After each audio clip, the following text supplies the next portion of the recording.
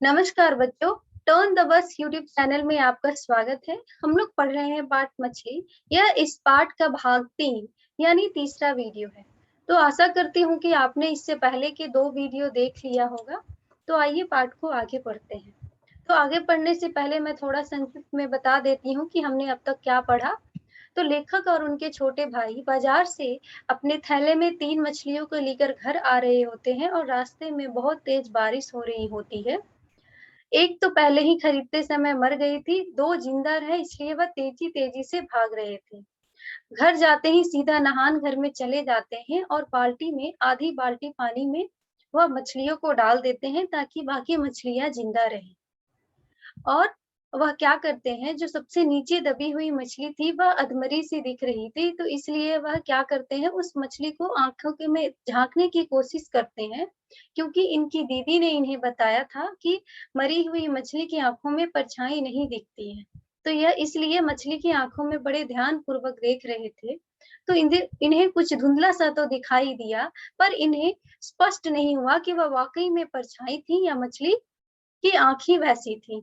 तो यह दीदी को बुलाना चाहते हैं पर दीदी सो रही होती है, तो इसलिए वह धीरे से कमरे में जाते हैं और दोनों भाई जो कि गीले कपड़े में थे इसलिए अपने कपड़े बदलते जाते हैं।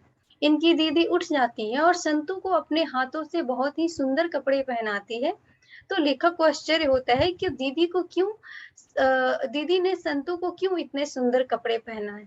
आगे है, मैं घर के धोए कपड़े पहन रहा था, तो दीदी ने कहा कि धोबी के धुले कपड़े पहन लो। फिर दीदी ने पेटी से मेरे लिए कपड़े निकाल दिए। तो यह जो नॉर्मली जो ऐसे ही कपड़े घर में जो धोए रहते हैं, उसको क्या करते हैं, लेखक वही कपड़े निकाल कर पहन रही होते हैं। तो उनकी दीदी लेकिन कहती है, रुको, धोबी का धुला हुआ कपड़ा पहन लो। और दीदी पेटी से लेखक के लिए कपड़े निकालती हैं और इन्हें दे देती हैं। अब इन्हें भी अच्छे कपड़े पहनने को मिल गए। संतू के बड़े-बड़े बाल थे, इसलिए अभी तक गीली थी। दीदी ने संतू के बालों को टॉवेल से पोंछकर उनमें तेल लगाया। तो संतू के बाल बड़े थे, तो बड़े बाल सूखने में समय लगता है, इसलिए संतू के बाल अभी तक गीले थे। तो इसलिए दीदी क्या करती है, टॉवेल यानी तौलिया निकालकर संतू के बालों को पोंछती हैं। पोंछने के बाद क्या करती हैं, संतू के बालों में तेल भी लगा देती हैं। बाएं हाथ से संतू की ठुड्डी पकड़कर दीदी ने उसके बाल संवार दिए। यह हट गया है, तो यह एक साथ होगा, संवार लिए। तो दीदी क्या करती है, बाएं हाथ से संतू की ठुड्डी पकड़कर और उसके बाल को संवार देती है, यानी बाल को अच्छे से कंघी कर देती है। जब दीदी संतू के बाल संवार रही थी, तो संतू अपनी बड़ी-बड़ी आंखों से दीदी को टकटकी बांधे देख रहा था। तो जब दीदी संतू के बाल बना रही थी, तो संतू बड़े ही ध्यान से एक नज़र से दीदी को देख रहा था। क्यों देख रहा था? सभी कहते थे कि दीदी बहुत सुंदर है, यानी उनकी दीदी बहुत ही सुंदर थी, तो इसलिए संतू बड़े ध्यान से और बड़े प्यार से अपनी दीदी की तरफ देख रहा था, जब उनकी दीदी उनके बाल संवार रही थी। आगे है, दीदी से मैंने कहा, दीदी आज मछली आई है, 3 है, 1 शायद मर गई है। तो लेखक इतने में दीदी से कहते हैं कि दीदी आज भी मछली आई है। 3 मछलियाँ लाए थे जिसमें से 1 क्या हो जाती है, 1 शायद मर गई। उन्हें अभी भग्गू काटेगा। पहले तो दीदी चुप रही, फिर कहा कि मैं कमरे का दरवाजा बाहर से बंद कर दूँ।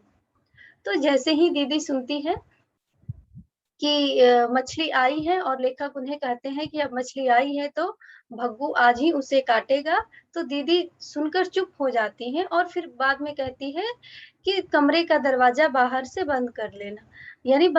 यानी यह जब जाएँ लेखक और संतू जब कमरे से बाहर, तो बाहर से दरवाज़ा सटा दें। वह कमरे में अकेले लेटेंगी। उसकी तबीयत ठीक नहीं है। तो दीदी क्यों दरवाज़ा सटाने को कहती है? क्योंकि उनकी दीदी को वो तबीयत कुछ ठीक नहीं लग रहा था, तो इसलिए वह बोलती हैं कि मैं थोड़ा अभी लेटूँगी, तो तुम लोग जाते हुए कमरे कमरे को क्या करना, कमरे का दरवाज़ा सटा देना। मैं और संतू दोनों चुपचाप कमरे से बाहर निकल आए। जब मैं दरवाज़ा बंद कर रहा था, तो दीदी लेटी हुई थी। तो लेखक क्या करते हैं, जैसे ही इनकी दीदी ने कहा जाते हुए दरवाजा सटा देना, तो ये चुपचाप दोनों कमरे से निकल गए और जाते हुए जैसा कि इनकी दीदी ने इन्हें कहा था, ये लोग दरवाजा बंद कर देते हैं। आगे है, भग्गू के पीछे खंबे के पास टिककर हम दोनों मछली का काटने देखने लगे। तो वहीं आस-पास आंगन में कहीं खंबा होगा, तो ये लोग क्या करते हैं, खंबे के पीछे, खंबे यानी होता क्या होता है ना, गाँव में लोग क्या करते हैं अक्सर, जो खंबा होता है उसको पकड़ कर ऐसे गर्दन ऐसे टिका कर उसमें देख रहे होते हैं। तो दोनों भाई खंबे को पकड़कर एक इस तरफ से, एक इस तरफ से मछली को देखने लगते हैं, क्योंकि मछली बेचारी अब कटने वाली थी। भग्गू ने एक मछली उठाकर पहले उसे पत्थर पर कसकर 2-3 बार पटका, फिर मुर्दा सी मछली के पूरे शरीर में अच्छी तरह से राख मली। तो यह बता रहे हैं कि ये मछली कैसे कट रही है, तो ये बोलते हैं कि भग्गू क्या करता है, पहले मछली को उठाकर 2-3 बार उसको बहुत ही ज़ोर से पत्थर पर पटकता है, और पटकने के बाद मतलब अगर मछली ज़िंदा भी होगी तो बेजान हो जाती है। तो उसके बाद मछली के पूरे शरीर में राख मलते हैं। राख मलने से क्या होता है, उसके जितने भी शरीर पे जो छिलके होते हैं, जो गड़ते हैं हाथों में, वह सारा निकल जाता है। तो यह सारा मछली के कटने की प्रक्रिया हो रही है, जिसे लेखक बता रहे हैं। पाटे के ऊपर रखकर एकदम से उसकी गर्दन काट डाली। तो पाटे क्या होता है, एक लकड़ी का होता है जिस पे रहकर कुछ काटते हैं। अभी वो जैसे सब्जी काटने के लिए एक आता है, तो पाटे को क्या करते हैं, पाटे के ऊपर भग्गू क्या करता है, मछली को रख देता है और एकदम बहुत ही तेजी से उसकी गर्दन काट डालता है। कौन? भग्गू मछली की गर्दन काट डालता है। मछली थोड़ी भी नहीं तड़पी, तभी जाने क्यों मेरे देखते ही देखते संतु एक मछली अंगोछे से उठाकर बाहर की तरफ सरपट भागा। तो जैसे ही भग्गू अचानक से मछली की गर्दन काट देता है, मछली थोड़ी भी नहीं तड़पी, क्योंकि उसको काटने का उसको अभ्यास था, वो अचानक से काट देता है, तब तक मछली मर जाती है। तो ये देख ही रहे थे लेखक ये सब मछली का कटना, कि देखते ही देखते अचानक से संतु आता है और वह अंगोछे में यानी अपने गमछे से एक मछली को उठाकर सरपट यानी बहुत ही तेजी से घर की से बाहर भागता है। मैं वहीं खड़ा रहा। पाटे में राख से लिपटी हुई सिर कटी हुई मछली पड़ी थी। तो भग्गू क्या किया अचानक से, सॉरी संतु क्या किया, अचानक से आया और अपने गमछे में मछली को एक उठाकर भाग गया। लेखक हक्का-बक्का वहीं पे खड़े होकर बेचारे देख रहे थे एक मछली जिसकी सिर कट गई थी। अंगोछे में जो मछली लिपटी हुई सी थी, उसका धीरे-धीरे से लहरना मुझे साफ पड़ रहा था। मैंने सोचा संतु मुर्दा मछली लेकर भाग गया। तो वह वहाँ पे एक अंगोछे में जो यानी गमछे में जो एक लिपटी हुई मछली थी, तो उसका लहरना यानी उसका तड़पना एकदम साफ दिख रहा था लेखक को, तो उनको लगा ना कि संतु जो है मरी हुई मछली को लेकर भागा है। आगे है, मुझे लगा कि दीदी के कमरे से हल्की-हल्की सिसकियाँ की आवाज़ आ रही थी। तो उसी वक़्त लेखक को यह भी लगता है कि उनके दीदी के कमरे से रोने की धीमी-धीमी आवाज़ आ रही होती है। धीरे से दरवाजा खोलकर मैं अंदर गया तो देखा कि दीदी सच में अपनी पहनी हुई साड़ी को सर तक ओढ़े करवट लिए सिसक कर रो रही थी। तो जैसे ही इनको इनके दीदी के कमरे से रोने की धीमी-धीमी ध्वनि सुनाई देती है, तो यह जाते हैं और कमरे का दरवाजा खोलकर देखते हैं। तो यह क्या देखते हैं? यह देखते हैं कि इनकी दीदी लेटी हुई थी और सिर तक साड़ी को ओढ़ी हुई थी और वह धीरे-धीरे सिसक-सिसक कर रो रही थी। हिचकी लेते ही दीदी का पूरा शरीर सिहर उठता था। अंगोछे में लिपटी हुई मछली का लहरना मुझे याद आया। तो जैसे रोते हिचकी लेना यानी रोते-रोते जैसे कपसते हैं ना, तो क्या होता है उनके रोते-रोते वैसे ही दीदी उनकी कपस रही थी और कपसने से क्या होता है पूरा शरीर हिलता है। तो वह देख रही थी कि उनकी दीदी लेटी थी और सिसक-सिसक कर रो रही थी और कपस भी रही थी, जिससे उनका पूरा शरीर हिल रहा था। तो यह जो इनकी दीदी का रोना है, वह उस मछली के समान इनको लगता है, जो मछली तड़प रही थी। तो यह दोनों को दोनों की तुलना करते हैं कि उधर इनकी दीदी रो रही थी और मछली मछली भी उधर तड़प रहा था। वैसे ही धीरे से दरवाजा बंद कर मैं बाहर आ गया। भग्गू और संतू अभी तक नहीं आए थे। तो वह क्या करते हैं, दीदी को रोता हुआ देखते हैं तो बाहर से दरवाजा वैसे ही सटाकर कमरे से बाहर निकल आते हैं और देखते हैं कि भग्गू और संतू अभी तक नहीं लौटे हैं, क्योंकि भग्गू संतू क्या करता है, मछली को लेकर बाहर भागता है और भग्गू भी उसके पीछे जाता है। बाड़े की तरफ आकर मैंने देखा कि कुएं के पास जमीन पर संतु जानबूझकर पट पड़ा था। तो वह बाहर की तरफ जब देखते हैं तो देखते हैं कि कुएं के पास जमीन थी और उस जमीन पर संतु क्या करता है कि पेट के बल पट पड़ा होना, यानी संतु पेट के बल जानबूझकर वह पेट के बल लेटा हुआ था। क्यों? दोनों हाथों में मछली को अपने पेट के पास छुपाए हुआ था, यानी दोनों हाथों से मछली को अपने पेट के पास छुपाकर और पेट के बल ही लेट गया था संतु, ताकि भग्गू उससे मछली छीन न पाए। भग्गू मछली छीनने की कोशिश कर रहा था, तो लेकिन तब भी भग्गू क्या कर रहा था, संतु से मछली को छीनने की कोशिश कर रहा था। शायद उसे डर था कि संतु मछली कुएं में डाल देगा तो पिताजी से उसे डांट पड़ेगी। क्यों भग्गू मछली संतु से छीनना चाहता था? क्यों? क्योंकि अगर भग्गू ऐसा नहीं करता है तो लेखक के पिताजी भग्गू को डांटेंगे, क्योंकि संतु क्या कर सकता है, संतु मछली को कुएं में डाल देगा, तो उससे क्या होगा, भग्गू को उनके पिताजी से यानी लेखक से डांट पड़ेगी। मैंने सुना कि अंदर की तरफ से पिताजी के जोर-जोर से चिल्लाने की आवाज आ रही थी। यह अभी बाहर है, तो यह देखते हैं कि अंदर से इनके पिताजी जोर-जोर से चिल्ला रहे थे, तो उसकी आवाज इन्हें बाहर तक सुनाई दे रही थी। तीनों मछलियों के कई टुकड़े हो गए थे। अब इसके बाद क्या होती है, तो ये जब बाहर थे तो इनके पिताजी की चिल्लाने की आवाज इन्हें सुनाई देती है और जब थोड़ी देर बाद क्या होती है, तीनों मछलियां कट चुकी होती हैं। पार्टी के पास मछलियों के गोल-गोल चमकीले पंख थे। दीदी जहाँ लेटी थी, उस कमरे का दरवाजा खुला था। तो जब मछली कट जाती है तो पार्टी यानी वो जो लकड़ी होता है जिसके ऊपर रखकर मछलियाँ काटी जाती है, जिसको ठेहा भी बोलते हैं, तो उसके आस-पास गोल-गोल जो मछली के चमकीले पंख होते हैं, वो आस-पास पड़े हुए होते हैं। तो अब जिस कमरे में दीदी लेटी हुई होती है, उस कमरे का दरवाजा भी अब खुल गया होता है, यानी ये थोड़ा-सा समय अंतराल के बाद का घटना होगा। शायद माँ अंदर थी, पिताजी के दरवाजे के पास गुस्से से टहल रहे थे। दीदी की सिसकियाँ बढ़ गई थी, मुझे लगा कि पिताजी ने दीदी को मारा है।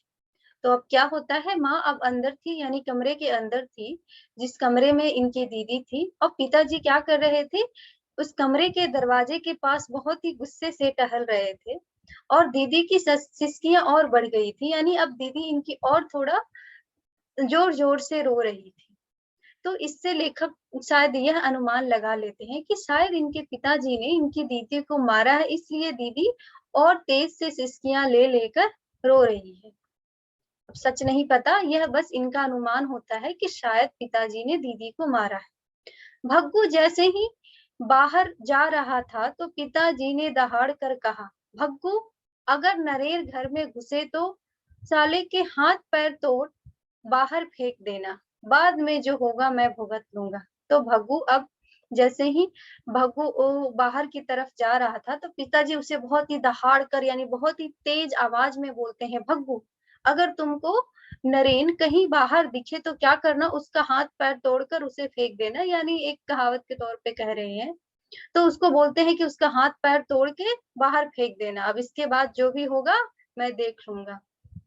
भग्गू चुपचाप सिर हिला कर चला गया। संतु सहमा-सहमा चुपचाप खड़ा था। कीचड़ से उसके साफ अच्छे कपड़े बिल्कुल खराब हो गए थे। इसके बाद क्या होता है? तो इसके बाद भग्गू चुपचाप वहीं सिर हिलाकर ऐसे ही चला गया। अब वो क्या करेगा? जो उसके मालिक बोल रहे हैं तो वैसे ही सिर हिलाकर सहमति दिखाते हुए चला गया और संतु क्या करता है, वहाँ पे ऐसे ही डरा हुआ, सहमा-सा चुपचाप खड़ा था। तो वह मछलियों को लेकर भागा था और पेट के बल लेटा था मछली को बचाने के लिए। तो इससे क्या होता है, जो सुंदर-सुंदर कपड़े जो संतू को दीदी ने इसे पहनाए थे, वो पूरे कपड़े में कीचड़ लग गया था और वह कपड़ा खराब हो जाता है। आगे है, बाल जिसे दीदी ने प्यार से संवारा था, उसमें भी बहुत मिट्टी लगी थी। क्या होता है कि अब संतू के बाल भी दीदी ने बहुत ही प्यार से बनाया था, उसमें भी मिट्टी लग गई थी। आगे है, नहान घर में जाकर मुझे लगा कि मछलियों की गंध आ रही है। बाल्टी के पास बैठकर मैंने पानी को हाथ से गोल गोल खंगाला, फिर बाल्टी को उलट दिया तो नहान घर का नाली क्षण भर में पूरी भर गई, बिल्कुल खाली हो गई। पूरे घर में मछलियों की जैसे गंध आ रही थी। तो क्या होता है, अब ये नहान घर से इनको मछलियों की गंध आ रही होती है, क्योंकि अक्सर ऐसा होता है कि जब भी या फिर कोई भी मांस मच्छी बनता है तो उसकी गंध घर में बहुत देर तक रह जाती है। तो इनको नहान गंज घर से अभी भी मछलियों की गंध आ रही होती है। तो यह जाते हैं और क्या करते हैं, बाल्टी में हाथ डालकर उसको गोल-गोल यानी हाथ डालकर बाल्टी के पानी में घुमाते हैं और बाल्टी को सीधा पलट देते हैं। तो इनको लगता है कि हो सकता है बाल्टी में जो पानी रखी है उससे गंध आ रही होती है। तो जैसे ही अचानक से बाल्टी को के पानी को यह उझलते हैं तो क्या होता है, जो नहान घर होता है वह पूरा पानी से भर जाता है और थोड़े ही समय में वह बिल्कुल खाली भी हो जाता है, यानी नाली से पानी बाहर निकल जाता है। लेकिन फिर भी पूरे घर में मछलियों की गंध आ रही थी। तो मछलियों की गंध सिर्फ़ उस पानी में नहीं थी, मछली बनने से पूरे घर में गंध फैल जाती है, तो इसलिए इनके पूरे घर में मछलियों की गंध आ रही होती है। तो यह पाठ में हमने क्या देखा कि एक तरफ उनके पिताजी थे, जो उन जिनको बस मछलियों खाने से मतलब थे, लेकिन लेखक और उनके छोटे भाई, लेखक को इस पाठ में नरेन कहा गया है और उनके छोटे भाई संतु, दोनों उस समय किशोर अवस्था में थे, तो दोनों बहुत ही संवेदनशील थे। तो इसलिए उनकी भावनात्मक विचार उस समय सामने आ रही थी और वो पूरी जद्दोजहद कर रहे थे कि मछली बच जाए, और वह यह नहीं चाहते थे कि मछली कट जाए और मछली उनके पिताजी के खाने के लिए बन जाए। और कम से कम वह इतना तो चाहते थे कि वह तीनों में से एक मछली को रख ले और उसको बड़ा करे। तो उनकी कोमल मन की जो विचार, संवेदनशील विचारधारा है, वह हमें साफ-साफ पता चल रहा है। तो यह पाठ यहाँ समाप्त होता है। आशा करती हूँ कि यह पाठ आपको समझ में आया होगा। धन्यवाद।